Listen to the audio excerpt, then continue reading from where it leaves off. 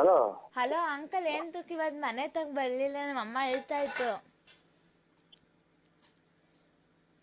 Hello hello, ಏಂತಕ್ ಇವತ್ತು uncle ಮನೆ ತಗ ಬರ್ಲಿಲ್ಲ? ನಮ್ಮ ಅಮ್ಮ ಹೇಳ್ತಾ ಇತ್ತು. ವ್ಯಾಪ್ತಿ ಪ್ರದೇಶದಿಂದ ದೂರ ಇದ್ದಾರೆ, ರಾಂಗ್ ನಂಬರು. ಹಲೋ, ಎಲ್ಲಿದ್ದೀರಾ ಅಂದ್ರೆ? ವ್ಯಾಪ್ತಿ ಪ್ರದೇಶದಿಂದ ದೂರ ಇದೆ, ಇದು ಈ ಸಮಯದಲ್ಲಿ ಲಭ್ಯವಿಲ್ಲ. ಅಲ್ಲ ನಿನ್ಗೆ ನಿಮ್ಮ